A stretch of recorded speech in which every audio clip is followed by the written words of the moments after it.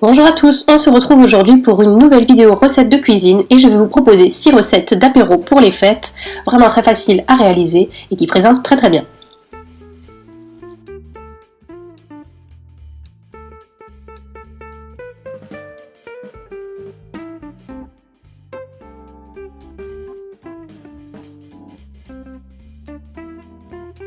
On va commencer par les étoiles garnies.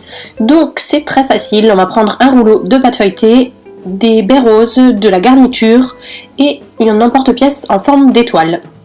On va venir découper tout simplement notre pâte.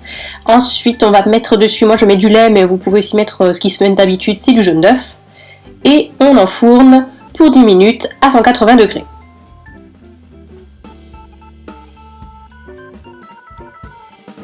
Lorsque vos étoiles sont cuites, on va venir les garnir. Donc là, vous choisissez ce que vous voulez. De l'houmous, de la tapenade, pourquoi pas du guacamole, je ne sais pas, vous faites comme vous aimez, du fromage frais, voilà, peu importe. Donc là, je vous ai montré qu'on peut aussi très bien le faire à la cuillère. Il n'est pas nécessaire d'avoir une poche à douille pour réaliser cette recette. Pour la décoration, on vient juste disposer une petite baie rose sur le dessus de chaque milliardise. Je trouve cette recette vraiment très facile, très rapide et elle permet en un rien de temps de faire un petit apéritif pour vraiment pas très cher. Pour la deuxième recette, je vous propose des tomates au caramel et au sésame. Donc c'est une recette que j'aime beaucoup. Il vous suffira d'avoir des cure-dents, des tomates cerises de 2 couleurs, du sucre, environ 50 g, et des graines de sésame, pareil, environ 50 g. Donc on va commencer par faire fondre notre sucre à feu moyen, sans eau, sans mettre de cuillère dedans, donc juste comme ça en tournant à la main, et surtout pas le faire brûler, donc c'est pour ça que je vous dis à feu moyen, pas plus fort. Et dès qu'il commence à blondir, il faut couper le feu et l'enlever parce que sinon votre caramel va être noir et vraiment pas bon à manger, il sera trop dur et ça n'ira pas. Maintenant, si votre caramel durcit trop dans la casserole, ce qui est normal, il faut qu'il durcisse puisque s'il reste liquide, il ne tiendra pas à votre tomate. Vous le remettez un tout petit peu sur le feu, pas très fort, pour pas qu'il ne brûle toujours. Et voilà, c'est tout, on trempe sa tomate dans le caramel, on la trempe dans le sésame et c'est tout. Pour la troisième recette, je vous propose du saumon roulé au fromage frais.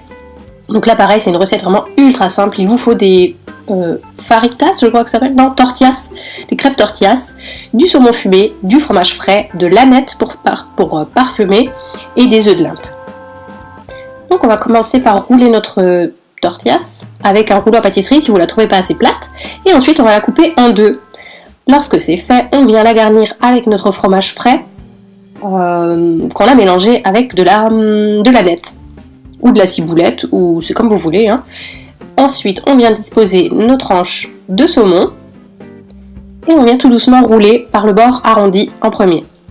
Donc vous voyez que ça a tendance à sortir un petit peu, donc ce que je peux vous conseiller c'est d'en mettre moins sur le bord qui sera à la fin, comme ça ne sort pas. Et voilà, avec un couteau bien tranchant, on vient couper des petits rouleaux en biais. Et on voit bien qu'à l'intérieur c'est joli, c'est bien roulé. On a notre saumon et on a notre fromage frais. Et comme le fromage tient bien, ça fait comme une colle, le rouleau ne s'ouvre pas.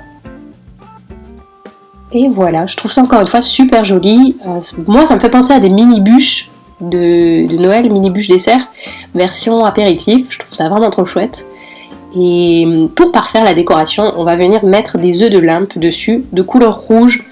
Je trouvais que ça tranchait mieux, je préférais.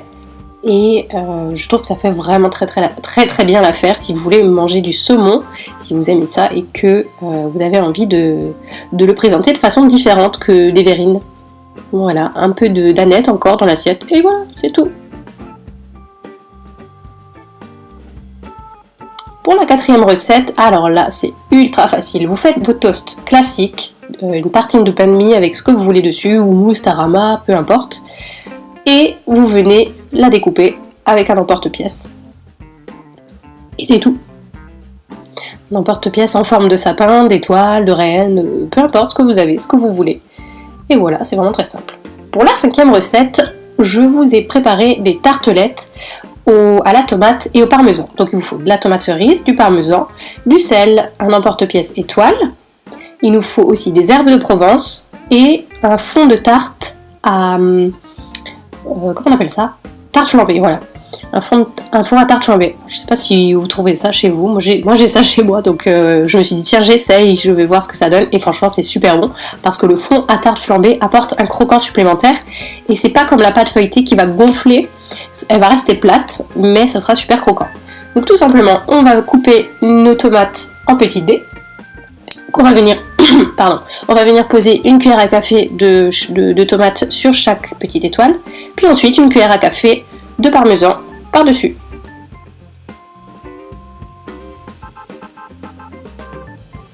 Pour donner du goût, je viens mettre du sel, donc quelques tours du moulin à sel là par-dessus. Et sur chaque bouchée, je viens mettre des herbes de Provence.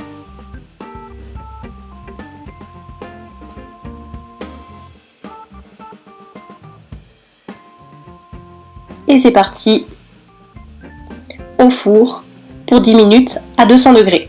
Donc la pâte à tarte flambée est un peu plus costaud à cuire que la pâte feuilletée. Donc c'est pour ça que j'ai mis 200 degrés. Maintenant si vous voyez que votre four est trop chaud et trop fort, ou chauffe beaucoup plus que le mien, mettez moins fort pour pas avoir à cramer vos bouchées.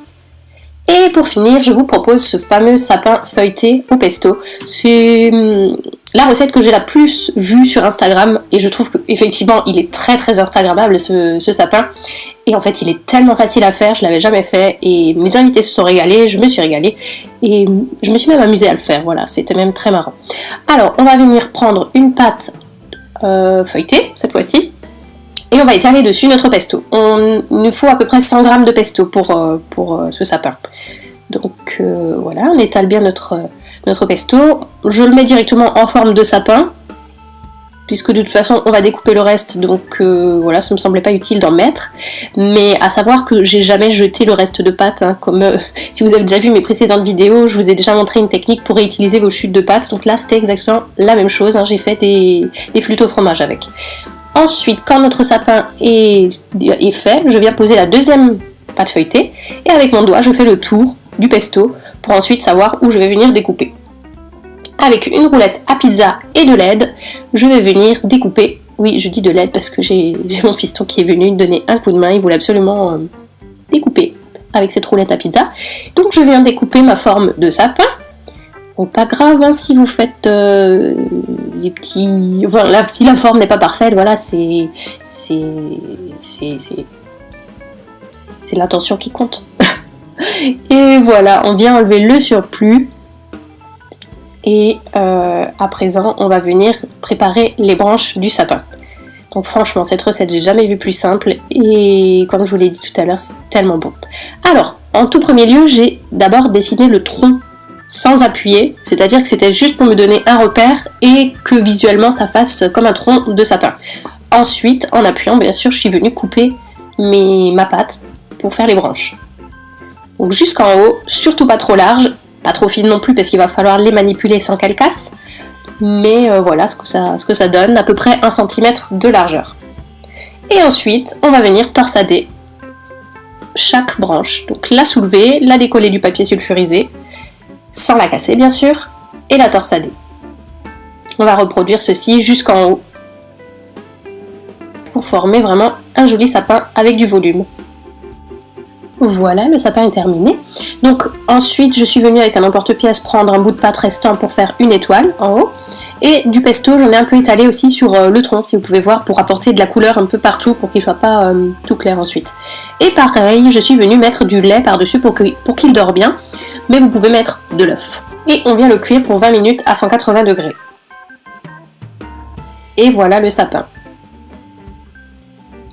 Pour la décoration, je suis venue le parsemer de petites baies roses.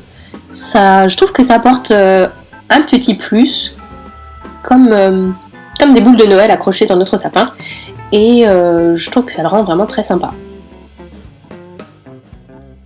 Voilà, cette vidéo est à présent terminée. J'espère qu'elle vous a plu. J'espère qu'elle vous a donné plein d'idées pour vos recettes de fête. Et n'hésitez pas à regarder mes 2 précédentes vidéos sur le même sujet. Et jusqu'à la prochaine vidéo, je vous fais de gros bisous et je vous dis à bientôt.